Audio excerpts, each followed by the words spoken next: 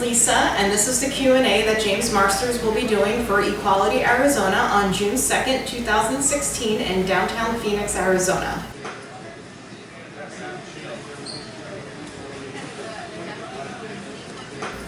James will be telling us about how he did his own stunts, how his wardrobe came about, and also the cross-generational appeal of Buffy.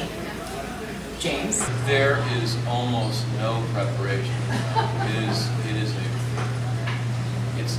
It always amazes me that someone doesn't get more hurt. We get hurt, but you know, like you're from stage, so like there's 2 to 3 weeks building up to the point of where you go full speed. You're doing those stunts half speed, quarter speed, 3/4 speed, and you build up to it. The thing though is that on stage you have to replicate that every night and not get hurt the whole time. So there's a degree of control on stage. On film, it has to be a little bit dirty and uncontrolled for it to be convincing. So it is a little like playing football, which is to say that you don't go to the hospital afterwards, but you might schedule an appointment with the doctor. You know what I mean? And they always say, "Oh, we'll rehearse." The stunt crew gets to rehearse. They lead up. They have a couple of days rehearsal for their stuff.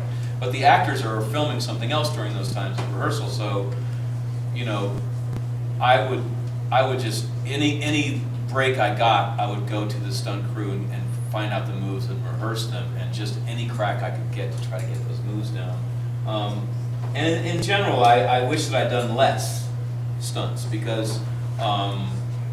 At one point, Steve Tartaglia came up with his stunt spike, and he said, "James, we're all really impressed that you're doing your own stunts and everything, but if I get in 1 shot per episode, my pay doubles. So if you could just maybe stand down occasionally, it would help me out." And so sometimes I would be like, "Oh, I twist my ankle." But what I would say to stunt people, to the stunt choreographer is, black belt, green belt, bullshit. Like, if you have me in close-up, I look like a badass. If you have me to the knees, I'm a functional stuntman. Meat and potatoes, I can do all that stuff. If you want full body, flipping around, or getting trashed safely, all of that really wicked stuff, you probably should get a real professional. And I hurt myself pretty bad. Like I couldn't walk. And once Angel came down, I could not walk. And I crawled to the chiropractor for 6 months to get fixed. Wow. And I had chiropractic and acupuncture twice a week for 6 months, and they fixed me. And I'm all fine now. But and the other thing is that if Steve could have done more, Steve is better than me. You know, like he's a triple black belt. So you know, Spike might have actually looked more badass if I was to let him work a little more. So that awesome coat that you wore, where did that come from? And it was somewhat reminiscent of the Dresden thing too, but Yeah. that was pre-Dresden. Yeah, that was just, there was a big, you know, we were moving really fast. As far as they cast me, then they got the hair down, and then they slammed me into a wardrobe fitting. And they were throwing all sorts of, you know, the costumer thought that they did a punk rock pull, but what she really pulled was mostly glam rock, which is a whole different thing. So there's a lot of kind of David Bowie stuff, like clear T-shirts and stuff, and it wasn't really what Joss was looking for. So he just was like, nope, nope, nope, nope. And finally, it was this much more simple thing: just black jeans, black T-shirt, a coat, and then the red shirt underneath. And he's like, okay, I'm busy. No, I'm going.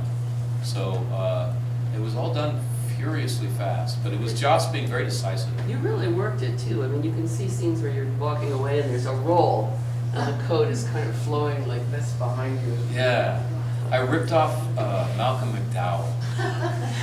Good rip-off. Yeah, Awesome. He did a movie called Cat People where he played a man that could transform into a cat, and he had such a feline walk that I thought was so awesome. Yeah, I've seen that movie, and that was like so. I love it. I love it. It was like so 80s. Yeah. It was like so 80s. I loved it. No, Yeah. it was amazing. So you may be the only one whose costume today doesn't look ridiculous. Mm-hmm. And that makeup. Mm-hmm. Yeah. Yeah, I remember we did a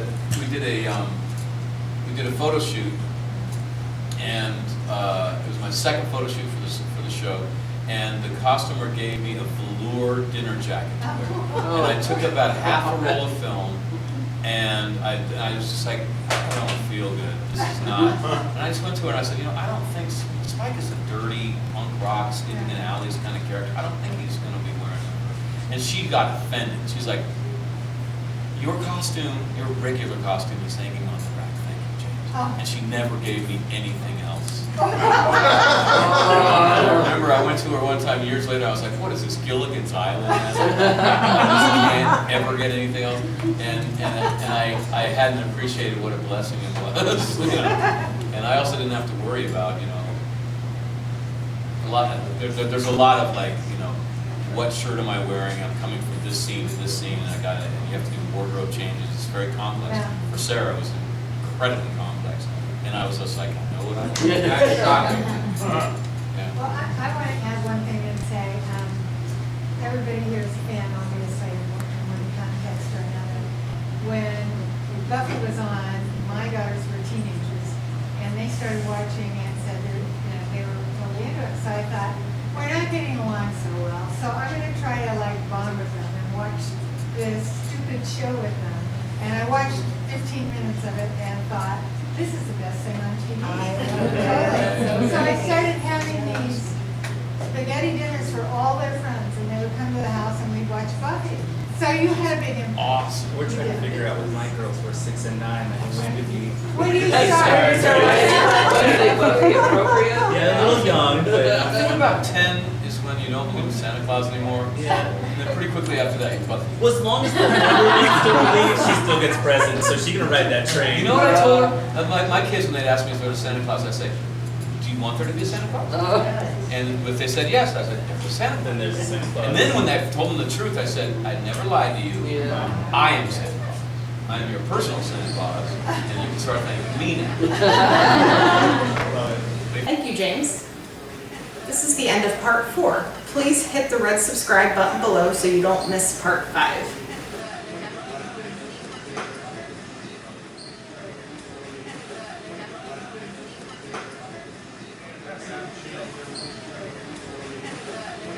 My name is Lisa Hall, and you can follow me on Twitter at Negation666. Please click the thumbs up button below for this video.